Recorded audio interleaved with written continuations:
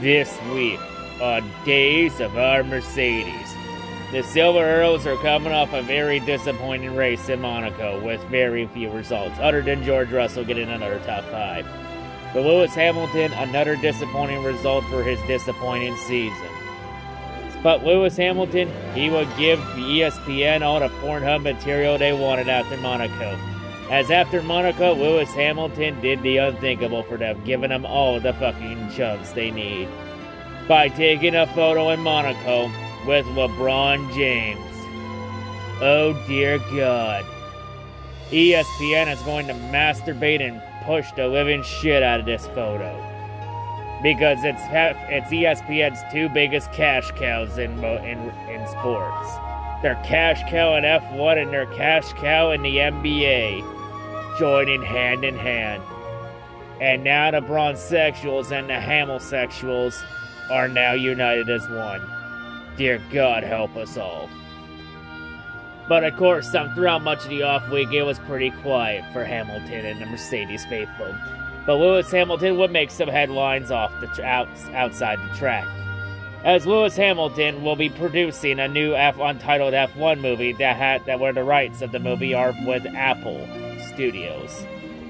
So Apple has the rights to an untitled F1 film with no title and no unknown release date. But what we know about the film is Sir Lewis Hamilton will be producing the movie. And the movie will be directed by Joseph Kosinski, who directed the most recent Top Gun Maverick movie that starred Tom Cruise. The one thing we also know about this movie Lewis will be producing is that the lead role will be done by Brad Pitt. So yeah, it's going to be interesting what this film is. Considering that the last F1 film we had was Rush, which was based off the 1976 championship rivalry between James Hunt and Niki Lauda, Lewis Hamilton has some big shoes to fill to try and top that movie. Of course, during this time, Lewis Hamilton also making himself known by getting himself a citizenship in the country of Brazil, a country that he has loved for many years and has had some great moments in Brazil. So Lewis is now a citizen of Brazil. But during the off week, Mercedes have also announced that for the month of June, since June is Pride Month in support of the LGBTQ community, Mercedes has decided to show their support for the community by making the Mercedes logo on the car all rainbow colored in honor of the Pride Month. But this moment here would be when Lewis Hamilton would struck his peacock feathers. As Lewis Hamilton went as far as to say that instead of just running it for June, Mercedes should run the whole logo, that rainbow logo, the rest of the year.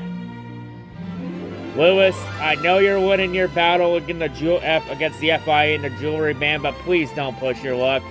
Mercedes already changed the color to an all-black car for the past 2 years. For you, Lewis, do you really want to keep pushing your luck? But in the meantime, though, Lewis Hamilton still continues on. And then at the next race for the Hamilton sexuals, they decided to take the autographing to a new high. Because since they had nothing really of note for Lewis to sign, they let Lewis Hamilton sign the cheeks on their faces. Oh God, that's gonna be a painful face tattoo here to have Lewis's autograph. Since usually whenever Lewis Hamilton signs a body part, usually when a fan gets a body part autographed, they usually have it tattooed onto their skin. And of course, then Lewis Hamilton looking to rebound. Because someone pointed out since 2006, the top 3 in points have either consisted of Sebastian Vettel or Lewis Hamilton in the top 3. Both those drivers currently sit 15th and 6th respectively in points. So Lewis Hamilton trying to get his season back on track.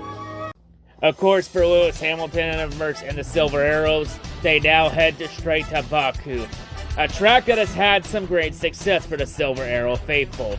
Except last year, when Lewis Hamilton lost the brakes on the final restart, which opened the win for Sergio Perez.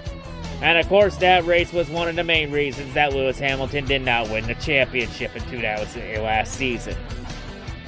Of course, the Mercedes struggled being the third best car out there, as Charles Leclerc would get the pole for the race, but right off the start of the race, Leclerc would lose the lead to Sergio Perez as Perez got a great start. And Perez would go on and lead for the first part. We would get an early race safety car after Carlos Sainz lost his engine early in the race. So yeah, Carlos Sainz, after having a promising start to the year, Sainz now has his third DNF in recent memory. Damn, can Carlos Sainz ever catch a fucking break? God damn it. But meanwhile, both Silver Arrows ran behind the Red Bulls and the Ferraris for much of the race. And of course, Sergio Perez would then be forced to give up the lead to Max Verstappen after they called Multi 111 and told Sergio not to fight Max and just let Max Verstappen by. So Perez once again gets screwed over by Red Bull team orders. And then Red Bull will make sure to put the nail in the coffin on the no fighting part. As when Perez came in for his pit stop, they would intentionally give Perez a slow stop. A stop that nearly went 6 goddamn seconds. Yeah, there totally wasn't any manipulation there whatsoever. So then a few laps later, Max Verstappen would come on pit road to have his service. A stop that was well under 3 seconds. Yep, they definitely weren't trying to screw Bottas over. Yep, Perez, welcome to becoming Bottas 2.0. During that whole cycle, Charles Leclerc would end up cycling out to the lead as he was on a different strategy.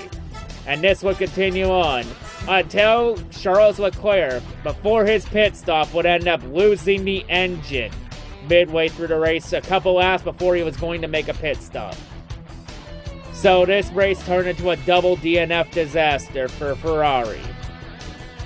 And Leclerc now has a second DNF in the last 3 races. Both DNFs were no fault of his own, it's just engine reliability was the fault.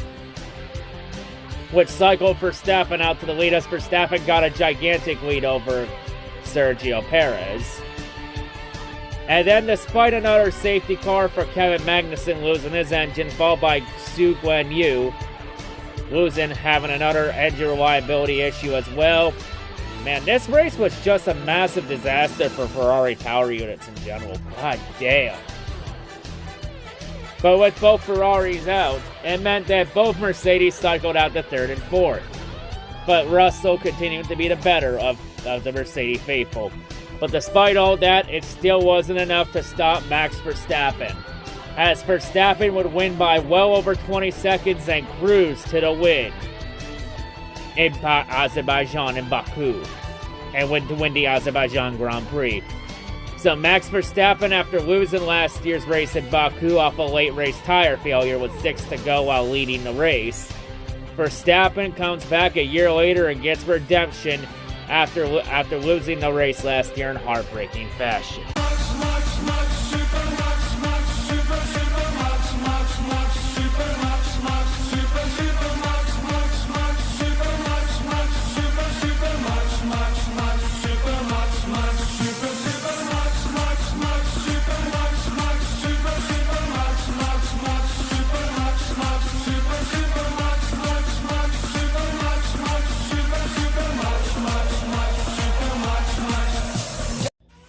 So Max Verstappen continues his championship title defense as he proves that he has had no championship hangover so far.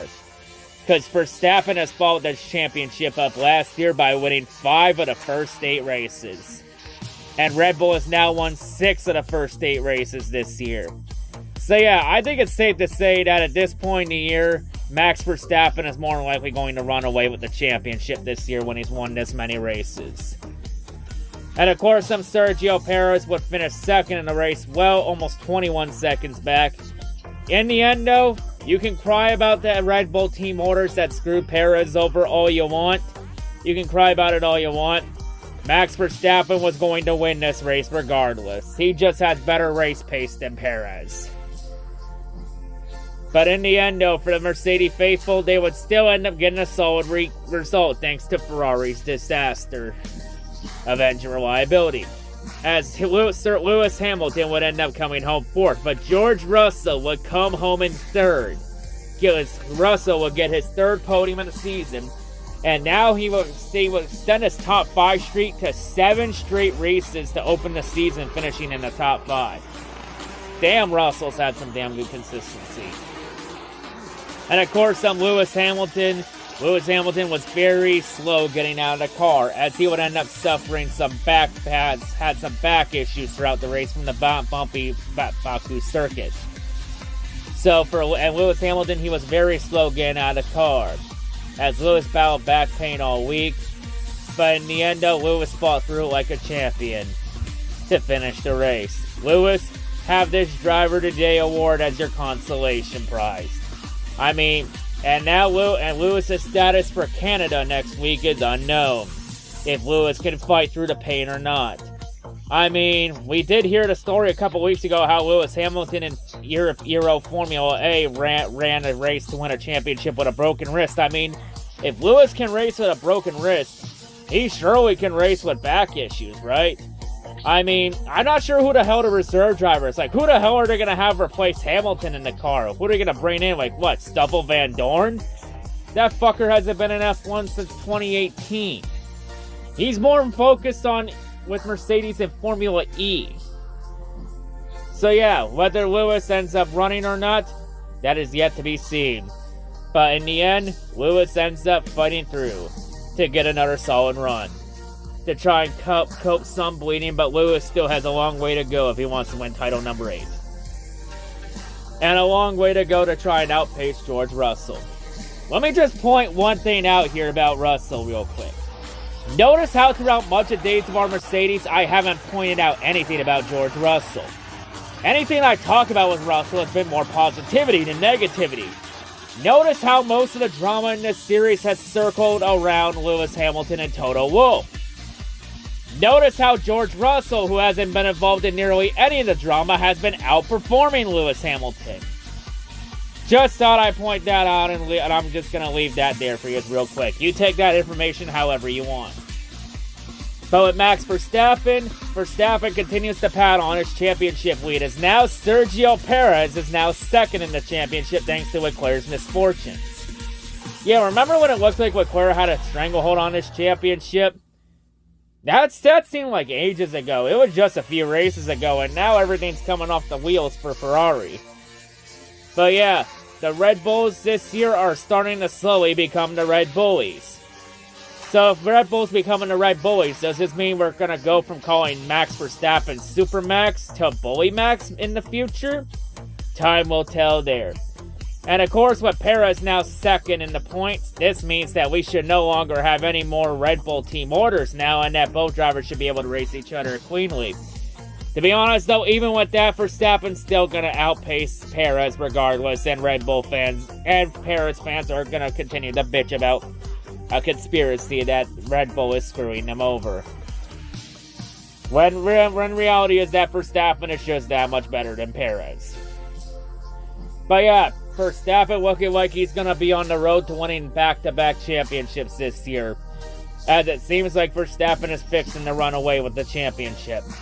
Whether Verstappen does or not, that is yet to be seen, but in the end, like the sands in the hourglass, so too are the days of our Mercedes.